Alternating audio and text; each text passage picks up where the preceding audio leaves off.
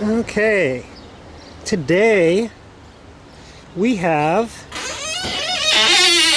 a Chrysler inside of a Chrysler. We have an old Chrysler Airtemp window air conditioner. Not sure what year this is from, haven't really looked at it yet, but let's get it out of here and into the back of the truck and we'll see if this thing works or what. Okay, so we got it out of the car and into the truck. Overall, it's in decent condition. Looks like something was dropped on it at some point on the top there. The lady that gave me this said it was on her front porch when she bought the house and had never even tried it. Which I can't blame them really, because it weighs so much nobody could probably pick it up. But let's pull the cover off here. And you can't even see the coils in the condenser. The filter is probably just a simple, looks like there's clips in there for a filter, probably just a simple foam filter, thin foam filter. But more than likely the filter is long since gone, apparently, and probably is part of this gunk that's completely clogging the evaporator. Let's look at the tag here. Refrigerant F22. Wow. I don't know what year this would be from. Serial number is 7K13990. Normally with the Chrysler units, the first digit of the serial number is the second digit of the year it was manufactured. So that would put this more than likely 1967 or 1977. Now I've seen the models from the 70s and they did not look like this. They had a smaller, either the unit was taller and they had a smaller, or they had a smaller evaporator, and they had like a flat panel on the front of it, at least the ones I've seen. So what's this? Oh, nice. That looks like probably what originally held the filter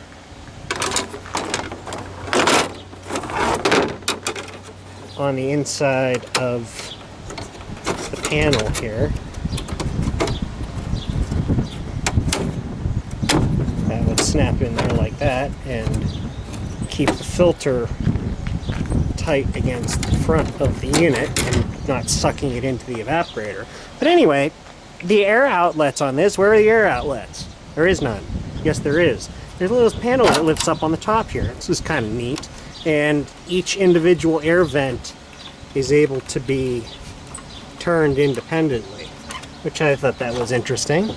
And there's a screen to keep stuff from falling into the fan, and there's the fan. Looks like a metal radial blower. And you can open it either a little bit or all the way and to direct the flow of air.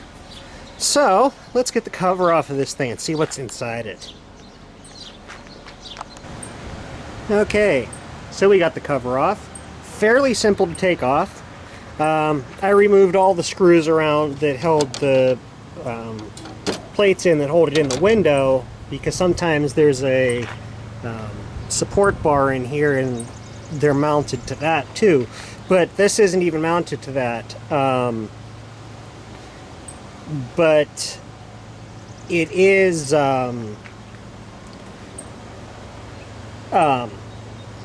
held in by the bottom screw on this side in the center.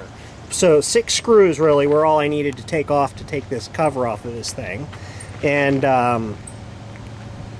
here we have a humongous reciprocating compressor here. Made in USA. You actually made in US of America. Not sure if this would be a Chrysler compressor or who manufactured the compressor, but it says a humongous reciprocating compressor.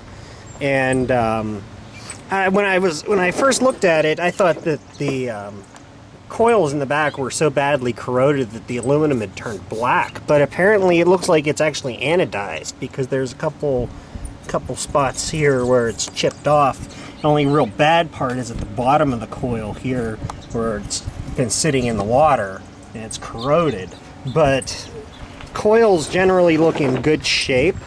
I don't see any like oil seepage around any of the joints or anything, so possibly this thing might work. We don't know. We'll have to try it out and get some power on it. The fan motor's not seized up. Another humongous motor. That thing's got a 1/2-inch shaft on it. Aluminum slinger fan, and then we have our little fan on the inside, which isn't really, it's not really a radial fan, but kind of is, just how steep of a twist are on the blades. But yeah, that's styrofoam on the bottom. All the foam insulation on the inside of the case is long since deteriorated. But yeah, let's get the extension cord out, power this thing up, and see if it does anything. Be interesting to see. Okay. So, we've got power connected up. See if anything happens.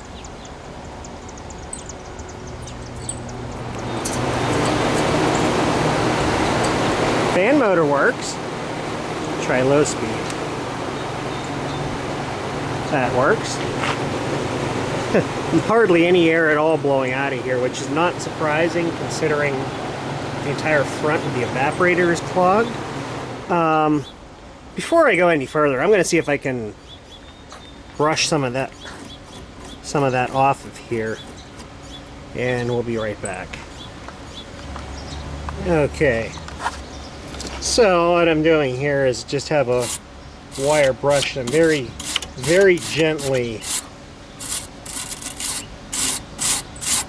scraping some of this cuck off of here.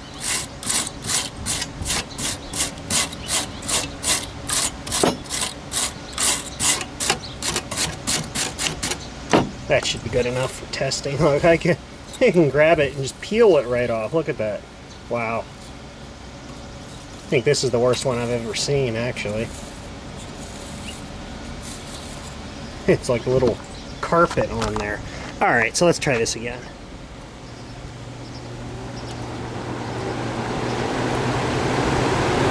Alright, now we've got some airflow coming through here. It's a little bit better. Now let's see if the compressor will kick on. Compressor kicked on, the plug zapped. 36 start amps. Well, we're on an extension cord. This may kill the cord, but who knows.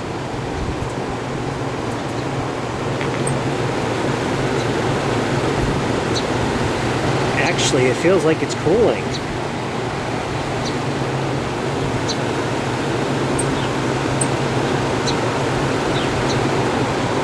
Can't even hear the compressor running.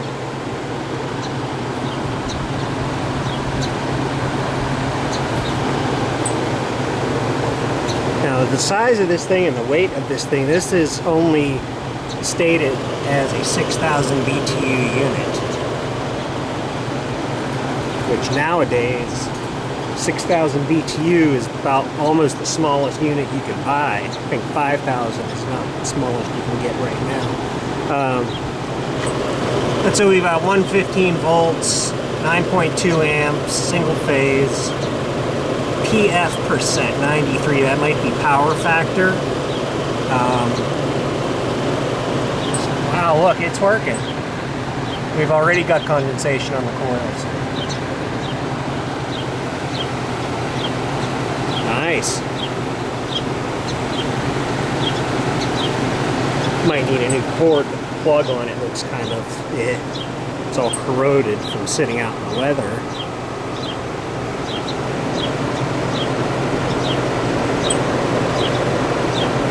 Look at that. Most in most even new air conditioners, you'll end up having them ice up. Like the coils will ice and then thaw out. This isn't even doing that. It's just, although it is pretty humid out too, so.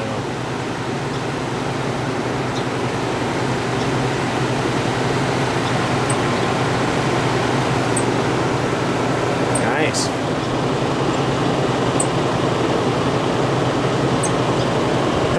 Use a 15 amp time delay fuse. So I'm guessing this is probably 1967. 77 I'm probably would already be stating to put it on just a 15 amp circuit.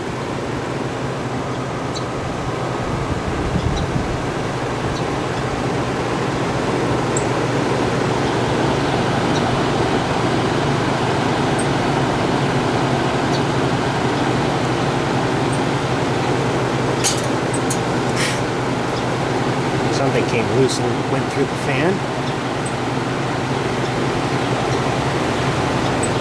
It seems to be working pretty good, actually. If anything, the reason this thing wasn't used and why it sat out there so long because it was so plugged up, no air could get through it.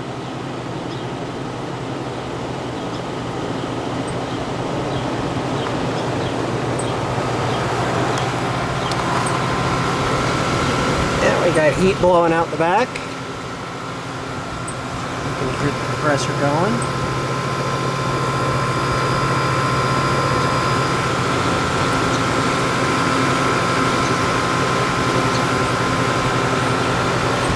Fan's a little off balance there, but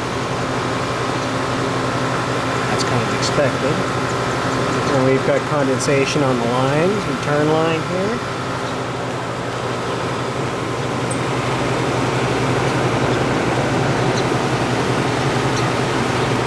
Shows they built them well back in the day. I had I think it was a Gold Star 10,000 BTU that I had bought, brand new. It was about $300 maybe.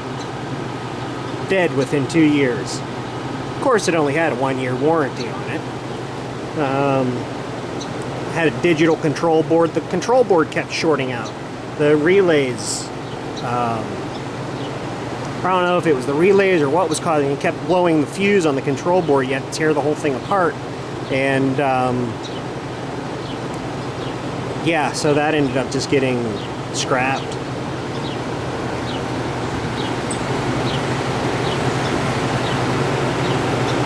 Alright, so we've got it running. Let's shut this thing down and clean it.